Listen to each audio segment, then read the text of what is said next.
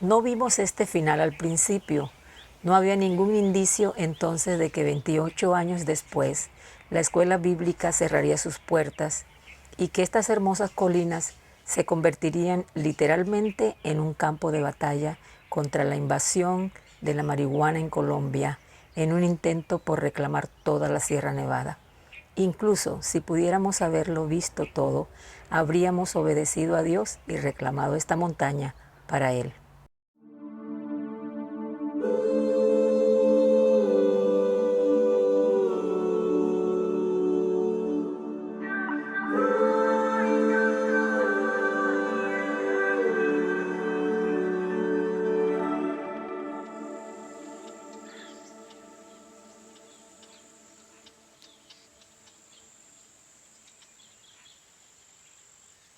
En octubre de 1942 comenzó esta gran obra. La Unión Evangélica de América del Sur hace su entrada acá a la costa, a lo que se llamaba en ese momento el Magdalena Grande. Provenían del Canadá, de Estados Unidos y de distintas misiones, en su mayoría bautistas y presbiterianos. Vinieron allí Mary Wilkinson, Víctor, Edith Lane, y luego llegó Margot, llegó Ross. No estaban casados cuando ellos llegaron aquí a Colombia. Y de ahí se trasladaron hacia Villanueva, Guajira, y allí empezaron su labor evangelística. Esta es iglesia madre. Aquí fue la primera iglesia establecida, después surgió la de Urumita. Bueno, los primeros que incursaron aquí en Villanueva fue en el año 1942. El último que pastoreó de los gringos acá fue el don Víctor Len. Aquí se daba clase, había niños y supo en aquella época el sacerdote, Guaricú le dicen, era el apellido, Guaricú, y vino, tomó a los niños, se los llevó a fila, como dice uno, fila india, se les llevó para la iglesia católica y los bautizó. En algunas ocasiones, en esa persecución, sacaban una virgen y decían, había como una expresión para que rimara, y entonces decían, ¿para qué sacamos a esta virgencita? Para que se vayan los evangelistas. Y así lo paseaban en el pueblo.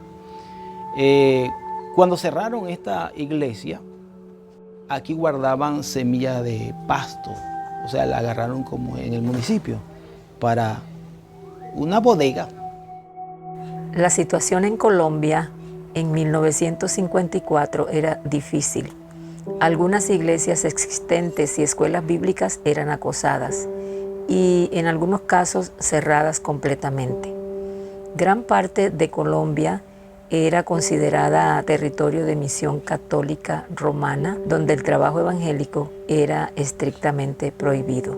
Allí les tiraban piedra en Villanueva, rompían el techo. Ellos se sintieron como muy perseguidos. Entonces fue cuando Víctor Lane diseñó una casa rodante, un tráiler, madera y zinc. Salían a visitar por los pueblos. Eso les servía de casa y también servía de punto para las predicaciones, para repartir tratados, vender Biblias. Cuando tenía por ahí la edad de 8, 9 años, yo acepté a nuestro Señor Jesucristo. Y eran años de bendiciones. Prendía don Víctor Lane el carrito y salíamos en las Navidades por las calles, noche de paz, noche de amor. Qué cosa tan alegre. Y se fue pasando el tiempo. Y ya yo fui entrando en más edad cuando se desató la persecución en este territorio. Cuando ya iba a Laureano Gómez a salir para acabar con todos los evangélicos, el pastor dijo, vamos a hacer cédulas de oraciones, de casa en casa. Nos reunimos aquí y aquí nos cambiamos para allá y aquí nos vamos para allá. Y nosotros caímos en la actividad. Algunas personas se corrieron, pero otras avanzaban. El pastor no podía entrar públicamente a la casa por la persecución. Él dejaba el carrito escondido y se iba a pie para dormir ahí. Y ya esa tarde, ya cuando estaba acercándose a la cosa, salía la gente: mañana se ve si hay evangélico en el pueblo o no. Mañana es el día que se va a ver si hay evangélico. Y la gente orando. Cuando como la medianoche, llegaron tocando la puerta al misionero.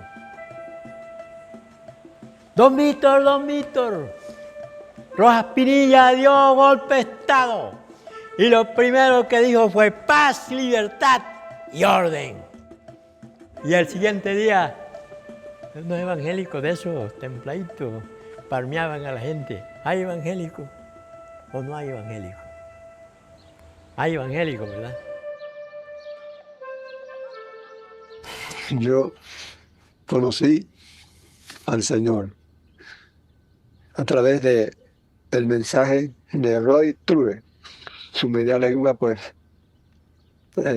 no fue el límite para que el Señor me diera esa oportunidad de conocerle, un Señor mi Salvador. Cuando eso, los evangélicos eran personas no gratas porque se decían que nosotros veníamos a pervertir la religión católica. Donde quiera que llegábamos, nos tiraban las puertas. No queremos evangélicos que nos vengan a Colombia a corromper. Los gringos, como decíamos nosotros, eran actos muy atrevidos. No se metían en sus pocas palabras castellano y en inglés enredados. Ellos se introducían.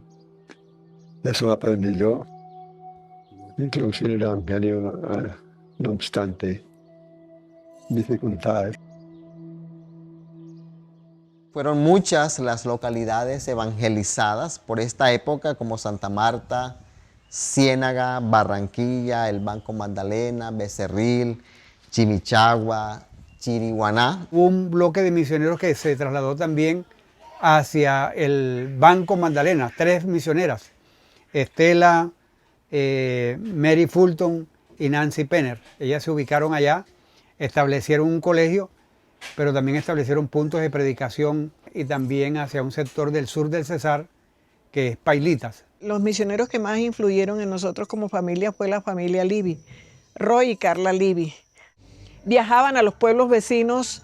Sé que evangelizaron Guasimal, San Fernando Bolívar, Margarita, San Sebastián, y entonces todo el brazo de Mompox, ¿sí? Los pueblos de la ribera del brazo de Mompox fueron evangelizados por el ministerio de ellos.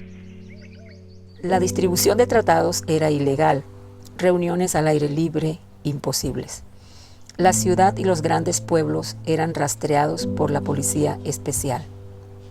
Solamente en la medida en que Dios levantara obreros nacionales, valientes, arraigados y entrenados en su palabra, y motivados por el amor que inspira el Espíritu Santo por los perdidos, los obstáculos podrían superarse. Este era el día para una escuela bíblica. Parecía un tiempo difícil para dar tan gran paso. La razón humana decía espera, pero la voz insistente de Dios decía ahora. Entonces, don Ross Clemenger lideró este proceso de buscar un lugar y lo llevó hasta la Sierra Nevada de Santa Marta. Obviamente, las iglesias en los pueblos y ciudades donde ya se habían formado iglesias continuaron con la tarea. pero era necesario comenzar a formar líderes nacionales. Y por eso empezaron a buscar, ellos tenían algunas condiciones, querían que hubiera mucha agua, un buen clima y que la finca pudiera llegar a ser autosuficiente también. Entonces fue así como dieron con ese lugar el Carmelo, que se llamaba antes San Andrés. Entonces, los pioneros allá fueron Ross Clemenger y Margot. Luego se unió Víctor Len, su esposa Edith, Donaldo Dunn y su esposa Florencia se establecieron allí. Por eso las casas allá en el Carmelo, unas tienen el nombre de Clemenger, la otra de Len y la otra Dunn. Ahí tenemos la casa Los Len. Ya tiene un buen significado para esta región y para el Instituto Bíblico Los Len, Víctor y Edith Len. Entonces aquí vamos rumbo a la casa de los Dunn. Entonces también se ha mejorado, se ha intervenido, se han cambiado puertas, se está acondicionando para hospedar personal aquí. La mayoría de las casas inicialmente fueron en madera. Aquí se llama la casita de las señoritas. Eso lo tenían también bien adornado de muchas flores. Era un encanto para la gente que venía, los jardines que tenía aquí la señorita. Entonces se llamaba la casa de las señoritas. Juanita y Anita, que eran las misioneras. Juanita era la de música, Anita era la que daba doctrina y Edith Winstanley era la secretaria de la misión, secretaria de la finca y secretaria del instituto. Y también era la profesora de educación cristiana. El Instituto Bíblico El Carmelo inicia sus labores en julio de 1955. Ese es el primer logro. 6 estudiantes, y quiero mencionar los nombres de esos 6 estudiantes: Lorenzo Torres, Alejandro Jiménez, Nicanor Montero, Luis Blanquicet, Félix Herrera y Carlos Rochel. Vivía en el banco al lado de mi papá y la iglesia evangélica me quedaba bastante cerca. Entonces unos niños estaban tirándole piedra y diciéndole grosería ahí al hermano que predicaba, que era un hermano que había venido de Venezuela, que ellos tenían invitadas a las señoritas ahí. Y yo me acerqué y regañé a los niños y yo iba fumando y en eso la misionera Nancy Penner me dice: bote ese cigarrillo. Y a mí me dio risa y que ella me decía tan sincera: bote ese cigarrillo. Entonces yo cogí y lo boté. En diciembre, el 25 de diciembre, porque lo recuerdo, hice mi decisión de seguir al Señor Jesucristo. Y desde entonces estoy siguiendo. Ese es el jeep de que manejaba la señorita Nancy. Ese jeep nada más lo manejaba ella no lo permitía que otro lo manejaba. Ellas fundaron la iglesia evangélica del banco. Los misioneros que estaban en La Guajira dijeron que iban a fundar un instituto. Entonces que le avisaran a las iglesias jóvenes, que tuvieran jóvenes para que fueran a estudiar.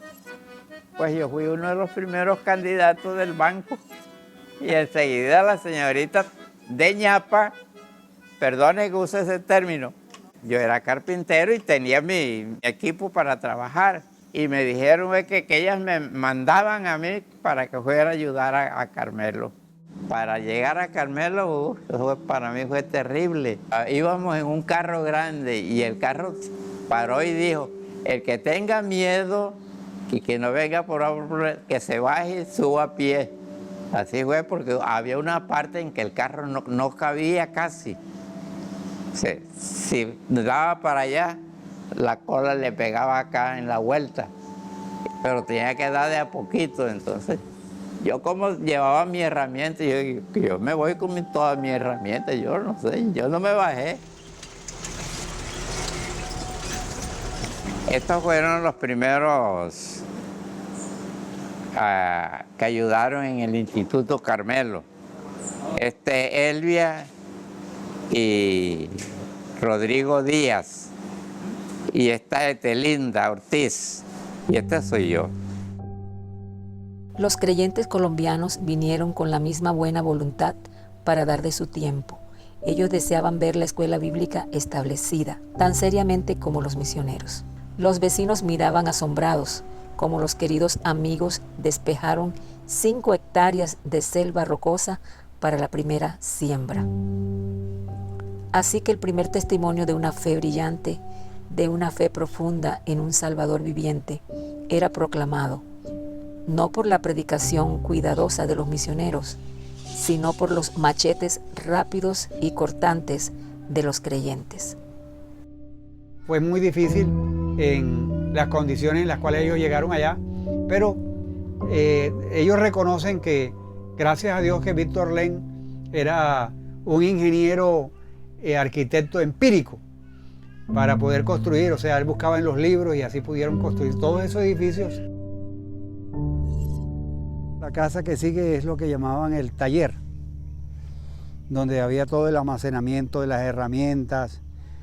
Ahí ellos tenían ahí tornos, máquinas para hacer la mayoría de las ventanas, puertas, escritorios fueron hechos aquí mismo en la finca por ellos. Aquí me entregué al Señor, trabajé aquí todo el tiempo que estudié y antes de empezar a estudiar ya estaba trabajando. Las anécdotas que tengo yo para informarles es que parte de esta estructura, los ladrillos o los bloques que llamamos, los hice yo.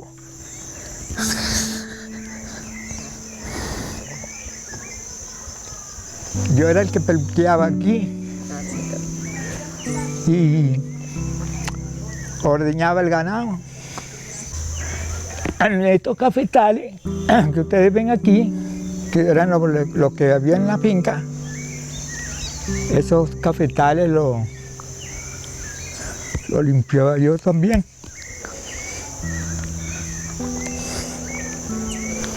Esto me trae mucha nostalgia, sobre todo agradecido de Dios.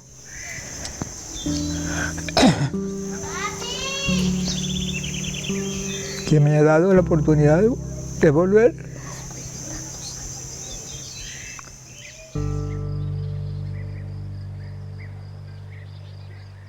Como los estudiantes venían de lejos y a veces las iglesias estaban comenzando, era poco lo que podían contribuir para sostener a los estudiantes allá.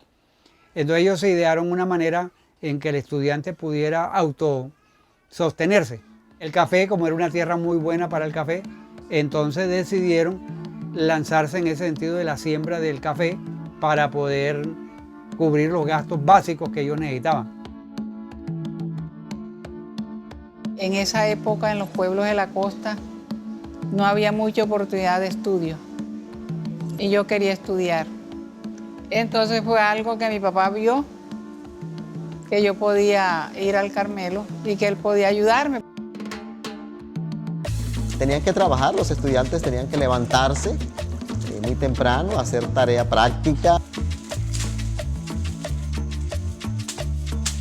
Luego desayunar, las clases, estudiar. Obviamente muchos de nuestros estudiantes no estaban acostumbrados a un ritmo de estudio y al comienzo fue difícil, ya el tema de lecturas, de responder a los requisitos académicos, pero poco a poco los mismos profesores iban haciendo los ajustes. A mí me gustaba mucho ese de hacer los bosquejitos y esas cosas, eso era una de las cosas que a mí me gustaba. Habían otras cosas que eran muy difícil para mí, como el asunto de la música, asunto de inglés, eso para mí fue muy trabajoso. En Carmelo la música sí nos enseñaron a tocar piano, acordeón. Yo salí bueno para la trompeta y una hermana para el trombón. Asustábamos a la gente a veces en los campos cuando tocábamos esos instrumentos. El predicador era Víctor Len, preparó el el mensaje y él iba a hablar de la segunda venida de Cristo. Y él subió una muchacha, la colocó por ahí por el segundo cielo raso, así acomodadita. Y él estaba predicando su mensaje y cuando dijo que nuestro Señor Jesucristo tocaba la trompeta para venir la muchacha, sonó la trompeta ya donde estaba subido y todo, quedamos así. Silvia Anderson, una señorita alta, ella era música. Yo empecé con ella a aprender a tocar acordeón de tecla. Y aquí fue otro señor que llamaban Jacinto López. Y en ese tiempo que estuvo por allá, creo que la señorita Silvia le dijo como él a veces componía sus coros, le dijo que le compusiera un coro a Carmelo. Y dice así: oh Dios, bendice al Carmelo, derrama tus bendiciones, para que los corazones sean a tu nombre rendidos. Y andando por el mundo, un mandamiento nos dio, y predique el evangelio a la criatura de Dios. Después que ellos desayunaban, iban a sus clases con los diferentes profesores. En esa época llamaron a Francisco Castrillón. Él es un colombiano que se fue a vivir a Canadá y él es músico. Y él vino y organizó el coro. Yo llegué a ser parte del coro también y cantaba junto con las niñas. Teníamos un uniforme y era una experiencia bien bonita. La otra cosa que me marcó es que nosotros bajábamos todos los sábados a Ciénaga a evangelizar puerta a puerta. Doña Edith bajaba a lomo de mula y pues había mucha cercanía con los misioneros y ellos eran preocupados por los estudiantes. Era como si fuéramos... Yo me consideraba una estudiante más realmente. Pues la anécdota es que estaba el hermano de Atenaida Rodríguez, que vino de Aguachica, y en el dormitorio se le daba una llave para los dos. Había uno abajo y otro arriba, un camarote. Y este hermano de Atenaida vivía con Carlos. Carlos se fue, lo dejó fuera de la llave y este hombre, no sé por qué lo hizo, pero buscó un destornillador, quitó la puerta de su cuarto y se la puso en la cabeza y salió del dormitorio de nosotros para la biblioteca.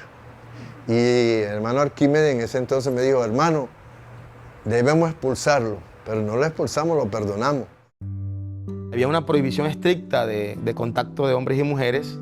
Por allá en el inicio de la década del 70, estaban muy jóvenes los dos. Y bueno, allá se encontraron, eran dos jóvenes rurales del sur del Cesar. Se habían formado allí en la finca de sus padres.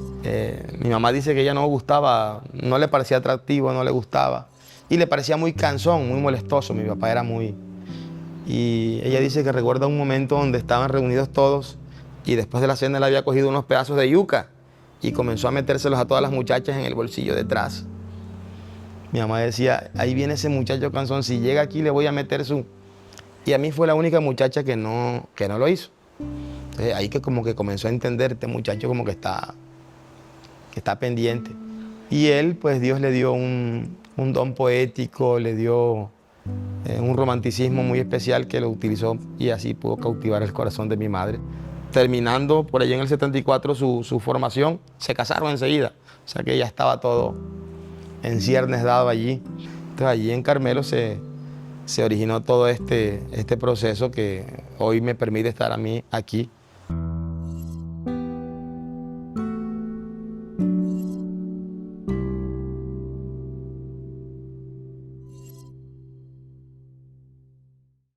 Bueno, al inicio no fui tan consciente porque iba en la pancita de mi mamá.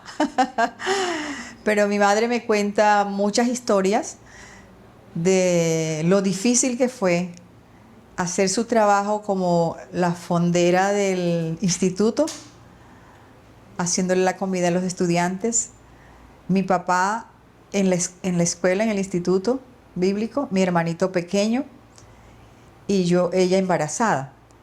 Pero yo creo que esa infancia de nosotros en Carmelo fue espectacular, con muchos amiguitos de los otros estudiantes. Y íbamos a la invitación que nos hacían los misioneros para aprender la palabra. Y me encantaba porque nos daban unas tarjeticas lindas con la palabra, con el versículo para aprender. Íbamos a un lado, íbamos al otro, y donde quiera que íbamos era una dulzura, un amor. Lo que realmente nosotros tenemos hoy en día como familia fue esa prenda de amor de los misioneros, porque era de todo lo que Dios les daba a ellos, nos impregnaban a nosotros. Fue un tiempo muy grato, que uno lo recuerda con alegría. Todo lo que ellos querían sembrar en nosotros. Se compró la granja, se agregaron los edificios, se despejó y se sembró la tierra, se alimentaron los estudiantes, todo en gran parte como resultado de la generosidad del pueblo de Dios. Este grupo de estudiantes creció y ya desbordadas las facilidades del campus, había que construir más salones, una cocina, una sala. Estas cosas empezaron a ser un poco urgentes. Bueno, en estos momentos estamos aquí en lo que era el Instituto Bíblico El Carmelo. Esta parte de ese sector era las aulas de clase y la biblioteca. Allí primero y segundo piso.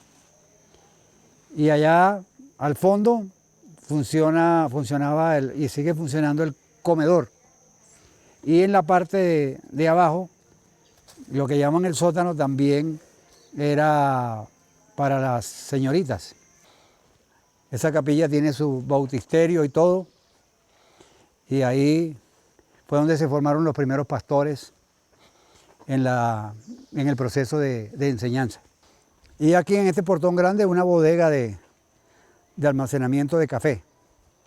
Aquí era donde los misioneros tenían como una tienda y vendían los refrescos, vendían las galletas, vendían acá. Entonces esto se llama el comisariato. El colegio para los hijos de misioneros. Bueno, esta es la casona, vengan a ver. Ahí funcionaba una chimenea. Entonces miren la cantidad de cuartos que tiene. Esto eran aulas de clase. Entonces aquí vamos en camino hacia el campín. Tiene alrededor de 60 años esta construcción, 50 a 60 años. Y vinieron muchos equipos de trabajo. Cancha de basquetbol. Ahora vamos a caminar aquí para que vean una vista espectacular que hay. Aquí tenemos una vista espectacular.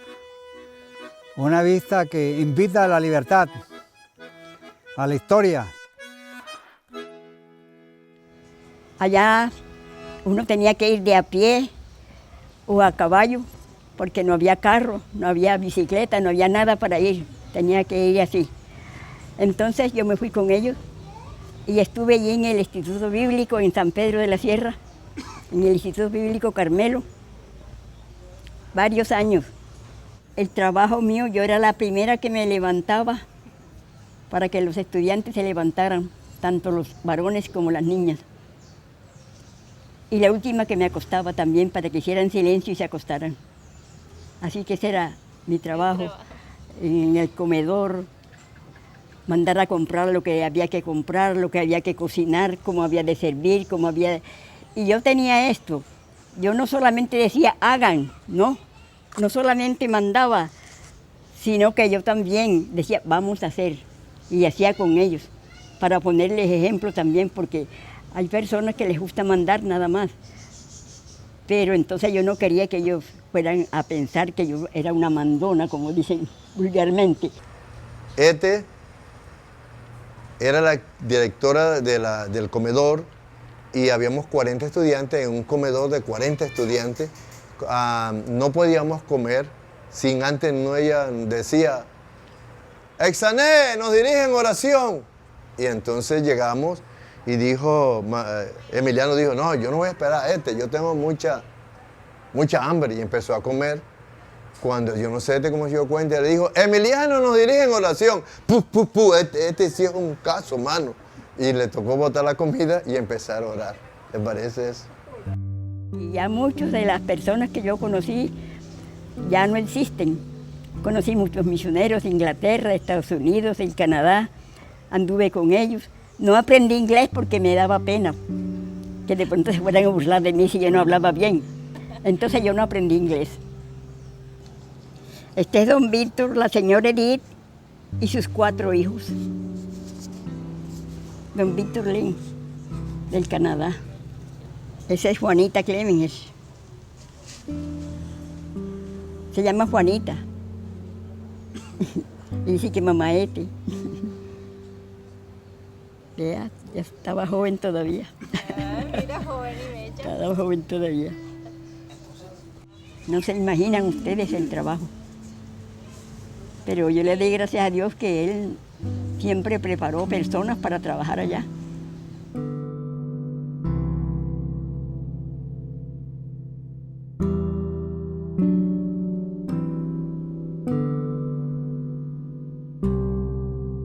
Finalizando la década del 70, entre 1970 y 1980 fueron años muy difíciles para la denominación. Comenzó el éxodo de los misioneros extranjeros, pioneros de la obra. Muchos campesinos dejaron de cultivar el café para sembrar marihuana. Entonces, la finca El Carmelo, por la situación estratégica donde estaba, era el camino para el paso de las mulas. Entonces, al no permitir como institución ese paso de las mulas por allí, creó dificultades y choques. Entonces, fueron momentos difíciles, momentos de tensión. Entonces, la misión extranjera pidió que los extranjeros fueran saliendo, porque ya estaban siendo objetivos. Ese flagelo de la marimba, como llamaban en esa época, fue muy fuerte y afectó la economía, afectó la parte social, porque mucha muerte y mucha violencia. Eso generó mucha violencia aquí en la costa atlántica. En junio de 1976,